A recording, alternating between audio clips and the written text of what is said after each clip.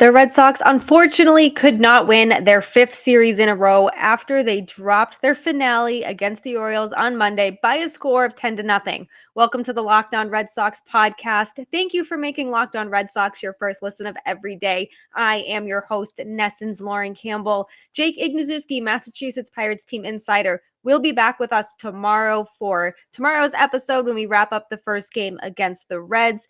But let's talk this Orioles series because the Red Sox ended up losing the series, lost 10-0. The bats went silent. Rich Hill just did not have it on Monday on the mound for Boston. And we're going to talk again about this bullpen because it is a recurring issue for the Red Sox. Let's get to it. You are Locked On Red Sox, your daily Boston Red Sox podcast. Part of the Locked On Podcast Network, your team every day.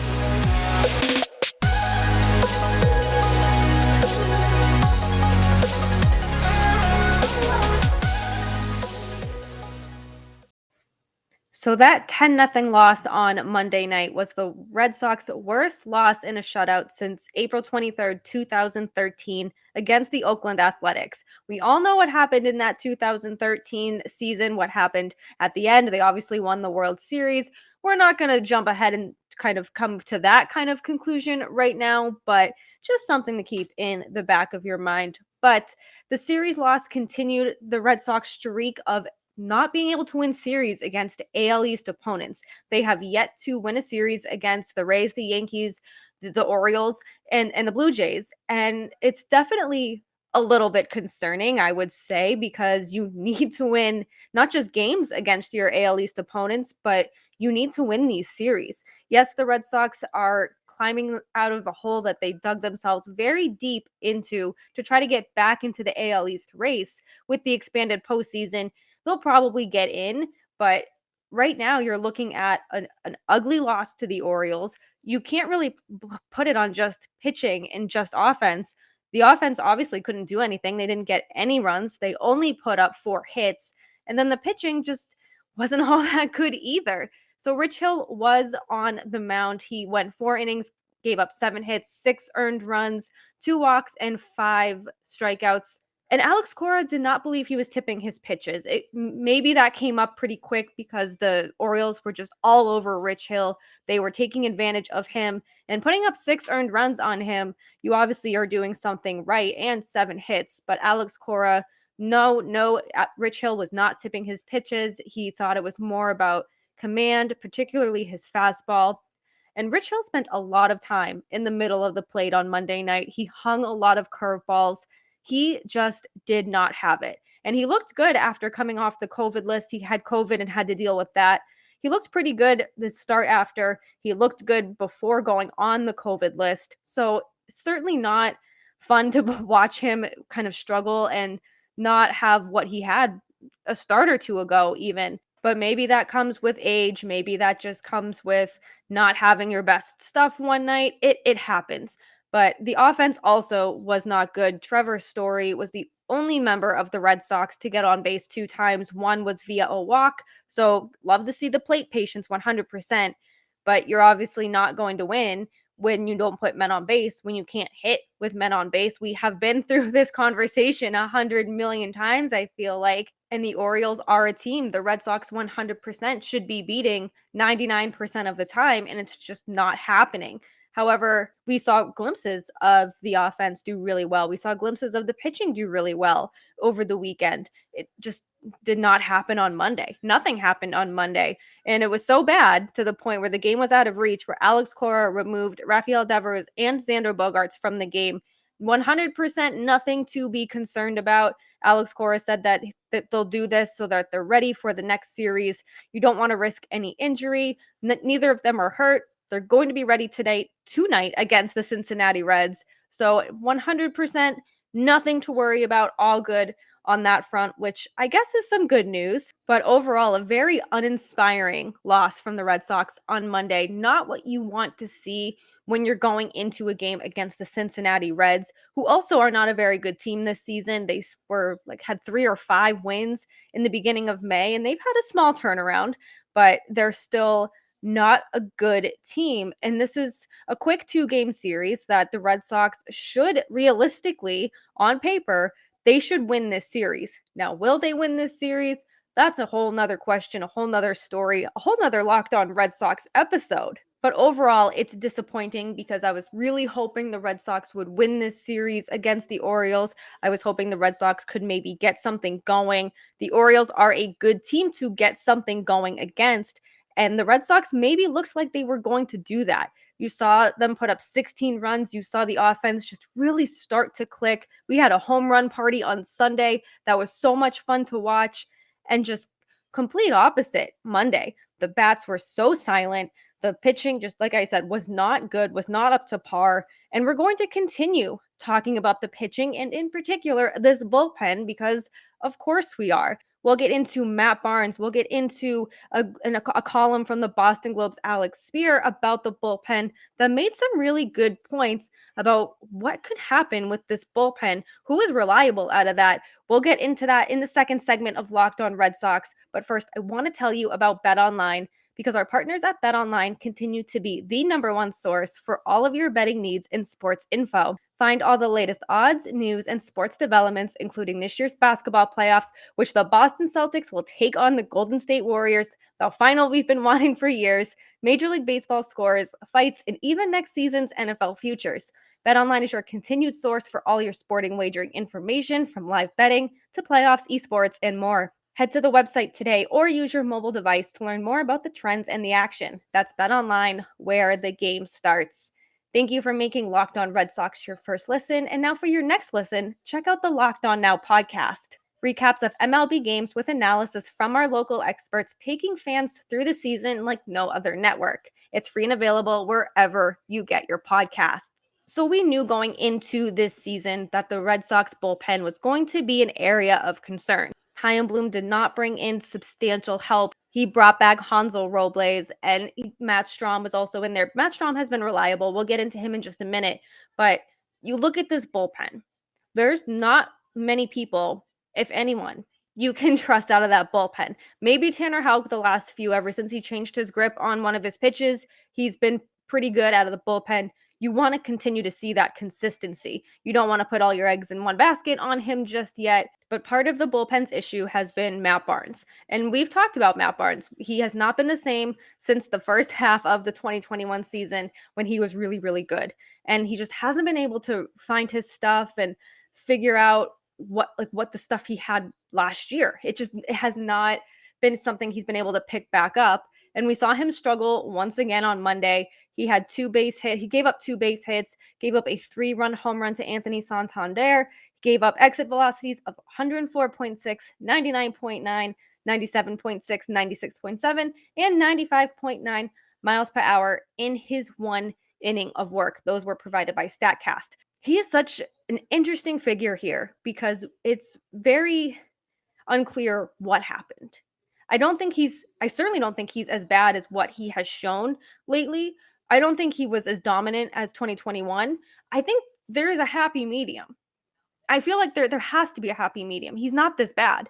It's just a matter of regrouping and trying to find that stuff. We are approaching June. We're almost in June. This has been going on since the second half of last season. How much time do we give Matt Barnes to figure his stuff out? I don't want to give up on him. He's got the extension. I'm not going to give up on him. But you're using him in situations where the game's kind of out of reach. They're low leverage situations. They don't trust him in those higher leverage situations. But who do you trust? Maybe Matt Strahm, right? Matt Strahm's on the COVID IL now, and it's unclear if he tested positive for COVID or if he has symptoms. Hopefully, we will learn more when Alex Cora speaks today before the game against the Reds, but he's been reliable. He's been somebody who you trust out of that bullpen, which probably at the beginning of the season, you were like, who is Matt Strahm? Why are we trusting him in higher leverage situations when the game is on the line? Well, he's kind of proven that he can be trusted, but now he's on the COVID IL. But I read a great article last night from the Boston Globe's Alex Spear, and he was talking about the bullpen. And I love the way he started this article because it says, pop quiz, if the Red Sox have a narrow lead in the 8th inning, who are Alex Cora's go-to relief options for the last 6 outs? And you sit there and it kind of makes you think like, Who the hell knows? I have no clue. Matt Strahm probably, but like I mentioned, he is on the COVID IL at the moment. You have Hansel Robles, who's on the injured list at the moment with back spasms and back tightness. So who you look in these situations, Matt Barnes, like I said, you're using him in lower leverage things. Ryan Brazier, you put him in Worcester and then recall him because of Robles' injury. Felipe Valdez, you can go down the list. Who are these people that you can trust? It's very hard to trust someone out of that bullpen with the game on the line to get those 6 outs. And my co-host Jake had a question, or maybe more of a suggestion, I should say, that Rich Hill should go to the bullpen and Tanner Houck goes back to the rotation. I don't know how I feel about Tanner Houck in particular going back to the rotation because I feel he's found a good groove out of the bullpen, and I don't really want to mess with that right now. You've also heard me be the person to say, don't flip flop these pitchers from starter to reliever and back and forth, vice versa.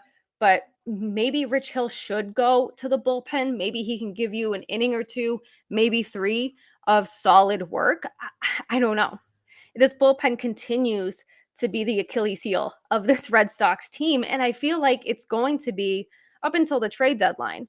And I feel like if the Red Sox don't do anything at the trade deadline in the relief pitcher department, all hell may break loose with Red Sox fans. And we've seen games several times this season already. There's how many blown saves do the Red Sox have on May 31st? Too many, way too many. And a lot of that has to do with not having a set closer, not having someone who can come into the 8th inning. You don't have a setup guy. You don't have someone reliable, someone you can trust. Does that mean Tanner Houck should go back to the rotation and put Rich Hill into the bullpen? I don't know. I don't love the idea of Tanner Houck going back to the rotation. I think Garrett Whitlock should be in the bullpen, but if they're going to commit to him as a starter, that's where he should be. Again, don't put these pitchers flip-flopping them from bullpen to starter. I don't like that either. Just feel like it's a double-edged sword. Nobody is going to win, and it's just really tough for the Red Sox right now, especially in the bullpen department. And Dave Bush, he said, these are the pieces we have right now. I think every team would love to have a guy in the 7th inning, a guy in the 8th inning, a guy in the 9th inning that you can rely on every time. But it takes certain personnel to do that. And most teams don't have that. Short of that, we're just trying to get the pieces in the right spots. Let guys kind of filter themselves out and pitch where they can perform the best. So I don't know if that was a subtle shot at Chaim Bloom saying like it's personnel's decision. And Dave Bush is a very smart man when it comes to his pitchers. And I feel like the Red Sox could have the 7th inning guy, the 8th inning guy, the 9th inning guy. If anything, at the very, very least, they need a 9th inning guy. They need a closer. Does that become Chris Sale when he returns from the IL from his stress fracture in his rib? Hope maybe. I don't know. We'll have to wait and see what the plan is for him. Will Chris Sale, I would assume, would want to go back to starting. Do you just kind of wait out Rich Hill until Chris Sale comes back and then put Rich Hill in the bullpen and Sale just goes back into the rotation? There's a lot of moving pieces here with the pitchers. Are they the right pieces? I don't know. I don't think so. I think that the bullpen needs to be vastly improved. And with the trade deadline now, we're going to start talking about the trade deadline a lot more. Maybe this is the time now for the Red Sox to kind of sit down, evaluate who they have and what they have in that bullpen, and figure out defined roles for these pitchers. And I know part of that is trial and error, but first things first, get a closer. You 100% need a closer. And then you can maybe put around the pieces around that closer. Fill the pieces, build around your closer is what I'm trying to say. This bullpen has been an issue for a long time. No, they were not the main issue in Monday's loss, but they've been an issue all season. And they're going to continue to be an issue if it does not get worked out. I ranted way too much about that bullpen. So we're going to jump into our third segment of the Locked On Red Sox podcast. As always, we're going to do the mental health minute and get this week started or continue this good week. It is Tuesday. Let's keep the good vibes rolling. Welcome back to the Locked On Red Sox podcast. As always, we're going to end this show on the mental health minute. I hope everyone enjoyed their long weekend. If they had one, I am still off from work. I had Monday and Tuesday off, and I will return to work on Wednesday. And it was just a very low-key weekend, a low-key couple of days off. My fiance and I got a lot of smaller things done for our wedding, like the wedding insurance, wedding permits, and kind of everything you maybe forget about in the early stages of planning. But it was it was a lot of fun to just kind of explore wedding insurance and explore how we get these permits. It's a pain in the butt, I'm not gonna lie, but it was fun to just kind of actually sit down and do something together. We looked at cake toppers. We ordered my fiance's wedding band. So it was a lot of fun just to kind of, like I said, do the smaller things in wedding planning. I've had a lot of fun and a lot of non stress planning this wedding. We've worked really well together as a team. And I hear so much about, oh, wedding planning so stressful. It's been fun. If you want me to plan your wedding or you need help, hit me up. I'm having a lot of fun. It's been, knock on wood, a breeze. I know that we have 66 days, but who's counting? We have 66 days left until the big day. So I know that there's still a lot to get done, but being able to do things kind of at our pace and kind of at a good pace as well has really helped make this process not stressful in the least bit. So if you are planning a wedding, I know that it can get stressful, but enjoy every moment of it because it's fun and they will be here before you know it. And you want to be able to enjoy it because you spend so long planning it that you just want to sit back and think, this was all worth it. Thank you for making Locked On Red Sox your first listen of every single day. Be sure to rate, review, and subscribe to Locked On Red Sox right here on YouTube, Apple, Spotify, wherever you get your podcast is where you can find us. Follow us on Twitter at LO_Red Sox, me at La Lauren, 3 Laws, Lauren with 4 R's, Jake at Jake Iggy, and be sure to check out the other Locked On shows, Locked On Reds, Locked On Orioles, Locked On Yankees, Locked On Astros. Everyone does a great job here at Locked On. And now that you've made Locked On Red Sox your first listen, head on over to Locked On MLB for you to make it your second listen. Friend of the pod, friend of mine, Paul Francis Sullivan, please call him Sully, brings you his unique perspective of major leaguers both past and present. It's free and available wherever you get your podcast. Have a great day. If you are suffering from allergies like I am, please try to stay away from the pollen. It is intense here in Boston today. Have a great day. We will see you Wednesday to hopefully recap a successful Red Sox win over the Cincinnati Reds. Let's go, Red Sox.